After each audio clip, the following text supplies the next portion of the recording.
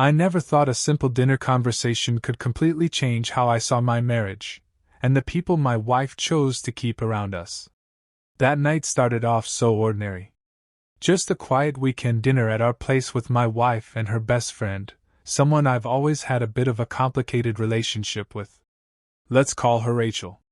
She's loud, opinionated, and always has a sharp comment ready for anything I say. But I've stayed quiet out of respect, for my wife, mostly. Because Rachel wasn't just anyone. She was the best friend, the one who knew all my wife's secrets, stood beside her at our wedding, and had a say in almost everything we did. But that night, Rachel crossed a line she'd never crossed before. She made a joke about me, something personal, cruel even, and said it with a smile like it was just casual banter. I looked at my wife, expecting her to say something, to at least ask Rachel to apologize. But instead, she just shrugged and said, "That's just how she is." As if that made it okay. As if that excused the disrespect. I swallowed the hurt and nodded. "I understand," I said quietly, even managing a smile. But inside, something shifted. It wasn't just about Rachel anymore.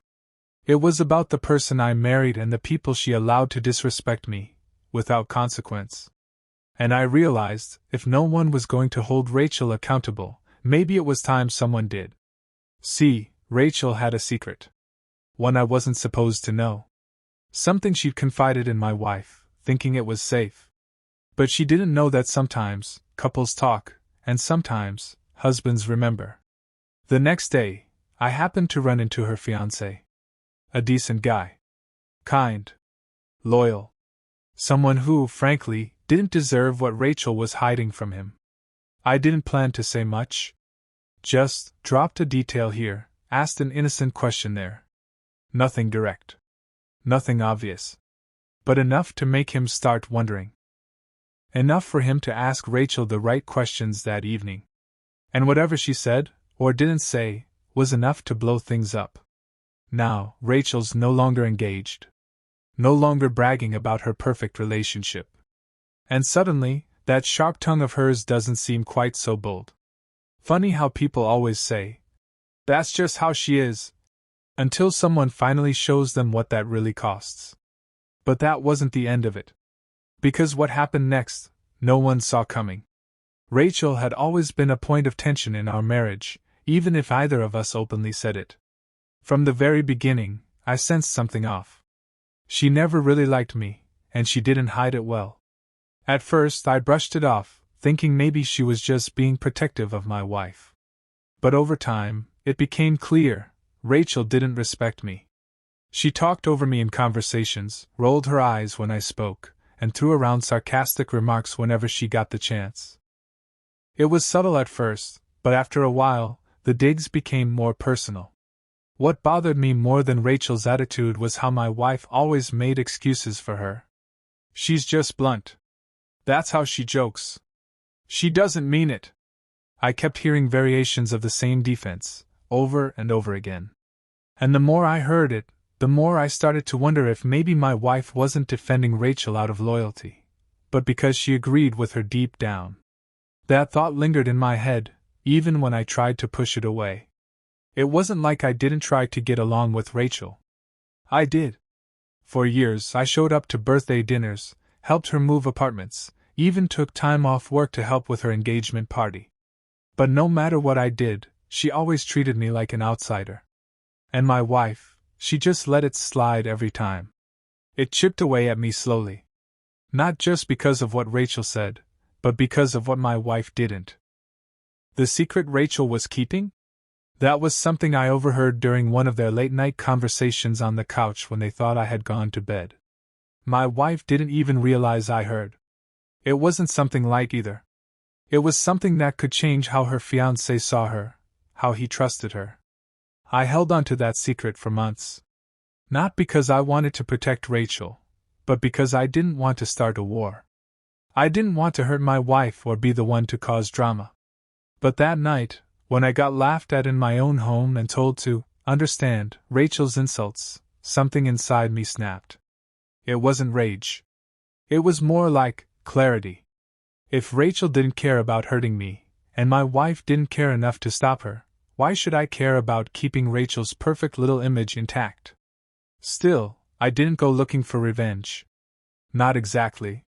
But fate has a strange way of giving you the right opportunity at just the right time, and when that moment came, I didn't hold back.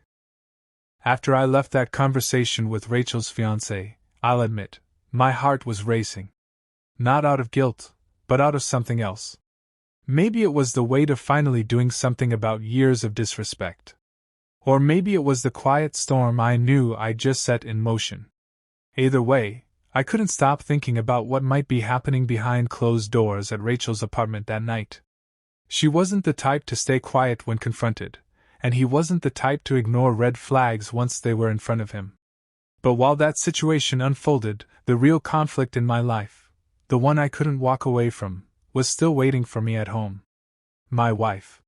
She had no idea what I'd done. And in a way, that made things harder. Because the more I watched her go about her day like nothing had changed, the more I realized we were drifting apart in ways neither of us had fully admitted yet. The problem wasn't just Rachel. It was how my wife reacted, or didn't react, when someone hurt me. It was how easily she dismissed my feelings for the sake of someone else's comfort.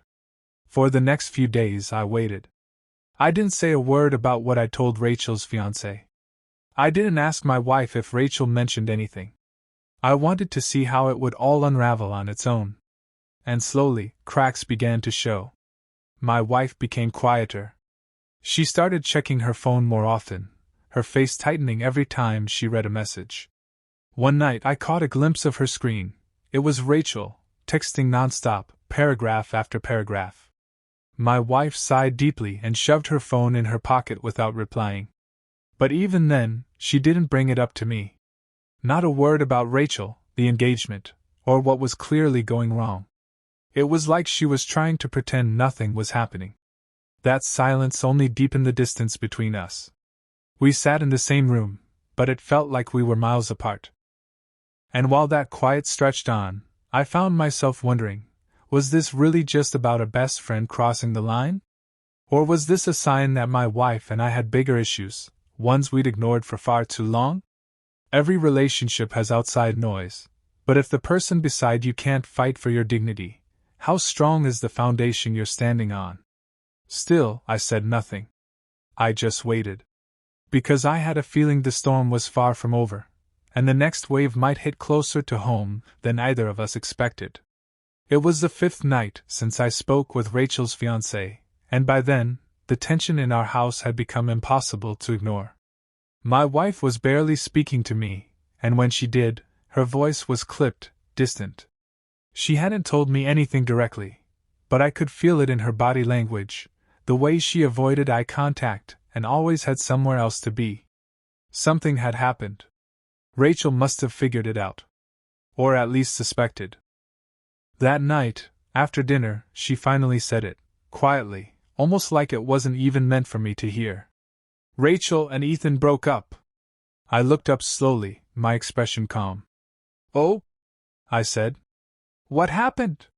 She hesitated. I don't know the full story yet. Rachel's been a mess all week. She says someone told Ethan something personal. Something she only told me. Her eyes were fixed on me now, searching for a reaction. I kept mine neutral, gave a small shrug. That's rough. The silence after that was unbearable. She didn't accuse me outright, but the suspicion was written all over her face. She wanted me to confess. But I didn't. Not yet. Because in my mind, I hadn't done anything wrong, I'd just nudged the truth into the light. And honestly, the deeper pain I was feeling wasn't about Rachel's relationship ending. It was the growing realization that my wife wasn't defending our marriage the way I always thought she would. Over the next couple of days, things only got worse.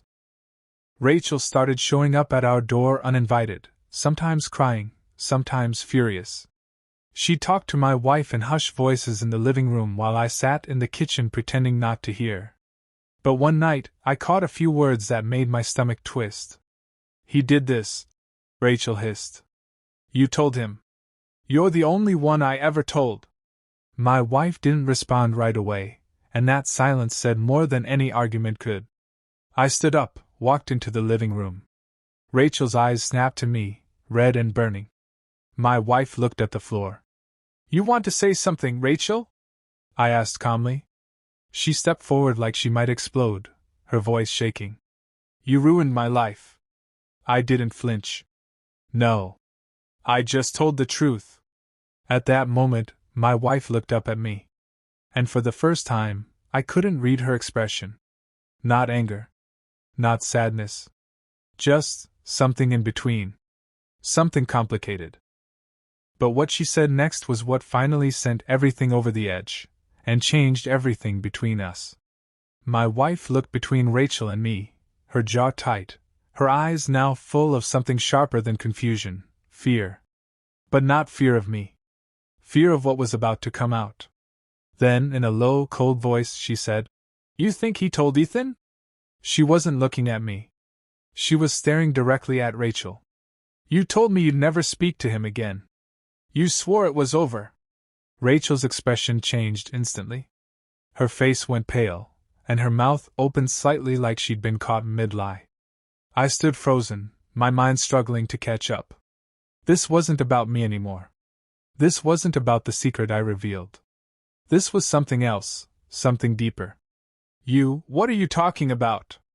I asked slowly, my voice quieter now. My wife looked at me for a long second, and I saw it in her eyes. The moment of realization that the truth couldn't be hidden anymore. She inhaled sharply and said, "Rachel didn't just tell me that secret. She told me because she was scared you were going to find out eventually."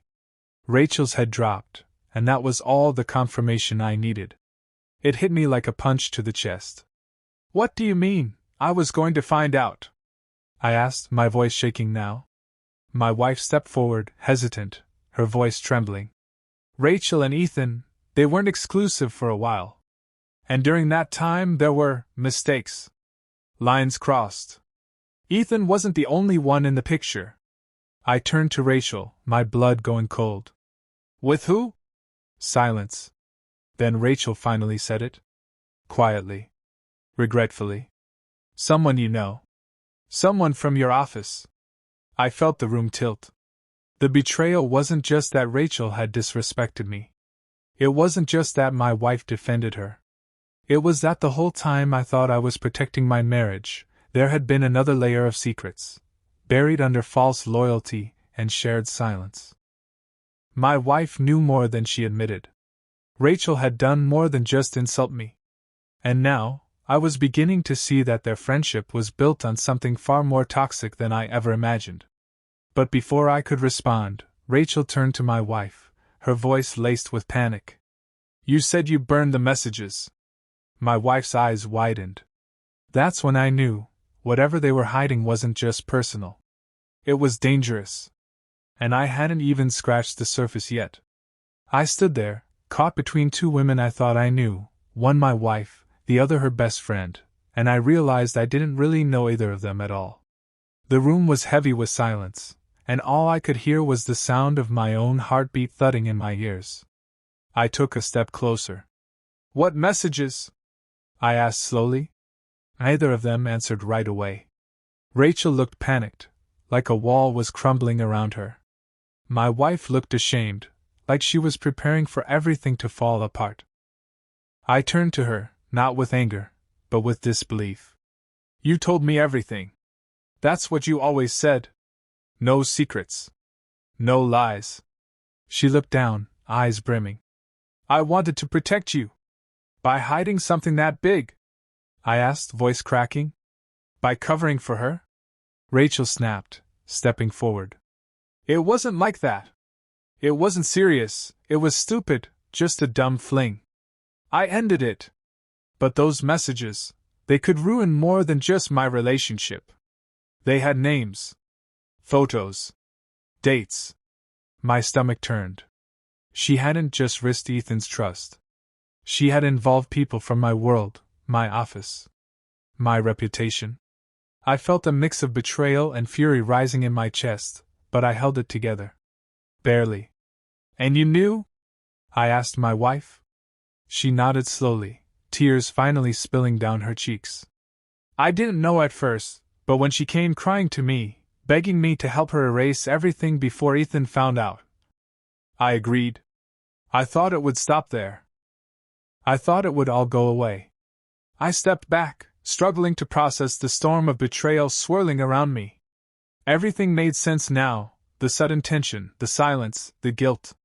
They had been hiding more than a friendship. They'd been hiding the truth. And I was the one left in the dark. But just when I thought it couldn't go any deeper, my phone buzzed. It was a message from someone at my office, my colleague Josh. The one who always seemed overly friendly with Rachel whenever she stopped by. The message was short. Hey man. We need to talk. It's about Rachel, and something you should have seen a long time ago. I looked up from the screen, jaw tight, heart sinking. I realized the mess wasn't over. Rachel didn't just ruin her engagement. She'd planted landmines in my life too, and one of them had just gone off. I stood there, caught between two women I thought I knew, one my wife, the other her best friend, and I realized I didn't really know either of them at all. The room was heavy with silence, and all I could hear was the sound of my own heartbeat thudding in my ears. I took a step closer. What messages? I asked slowly. Neither of them answered right away. Rachel looked panicked, like a wall was crumbling around her. My wife looked ashamed, like she was preparing for everything to fall apart. I turned to her, not with anger, but with disbelief. You told me everything. That's what you always said. No secrets. No lies. She looked down, eyes brimming. I wanted to protect you. By hiding something that big? I asked, voice cracking. By covering for her? Rachel snapped, stepping forward. It wasn't like that. It wasn't serious, it was stupid, just a dumb fling. I ended it. But those messages, they could ruin more than just my relationship. They had names. Photos. Dates. My stomach turned. She hadn't just risked Ethan's trust. She had involved people from my world, my office, my reputation. I felt a mix of betrayal and fury rising in my chest, but I held it together. Barely. And you knew? I asked my wife. She nodded slowly, tears finally spilling down her cheeks. I didn't know at first, but when she came crying to me, begging me to help her erase everything before Ethan found out, I agreed. I thought it would stop there. I thought it would all go away. I stepped back, struggling to process the storm of betrayal swirling around me. Everything made sense now, the sudden tension, the silence, the guilt. They had been hiding more than a friendship. They'd been hiding the truth. And I was the one left in the dark. But just when I thought it couldn't go any deeper, my phone buzzed. It was a message from someone at my office, my colleague Josh. The one who always seemed overly friendly with Rachel whenever she stopped by. The message was short. Hey man. We need to talk. It's about Rachel, and something you should have seen a long time ago. I looked up from the screen, jaw tight, heart sinking. I realized the mess wasn't over. Rachel didn't just ruin her engagement. She'd planted landmines in my life too, and one of them had just gone off. I stared at my phone for a long time, unsure if I even wanted to know what Josh had to say. But deep down, I already knew, this wasn't just about Rachel's secrets anymore. This was about how far her mess had spread into my life, into my marriage, into the one place I always thought I was safe. I stepped outside and called Josh, my hands shaking. He answered right away. No small talk. Just a quiet sigh and then, I didn't want to be the one to tell you this, but Rachel was seeing someone from the office. It was me. A while ago. Before her engagement, before everything blew up. I thought it was a fling, but I didn't realize how messy it got until recently. I thought you deserved to know. There it was. The final piece.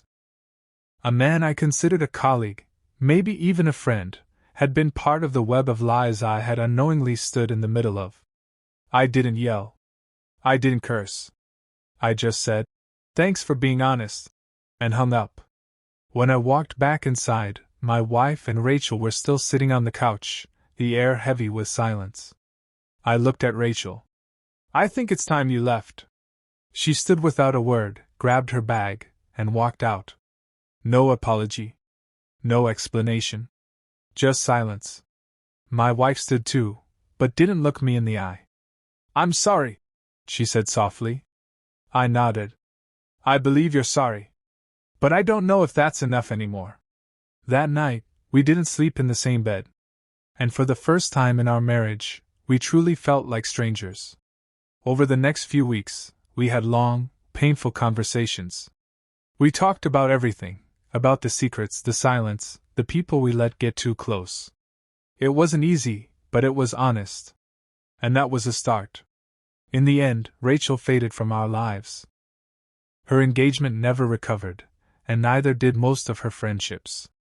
Actions have consequences, even when people excuse them with, "That's just how she is." As for my marriage, we're still working on it. Rebuilding trust is slow, and it's not guaranteed. But we're showing up, every day.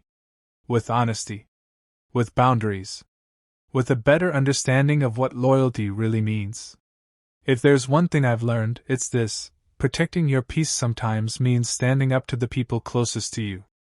Especially when no one else will.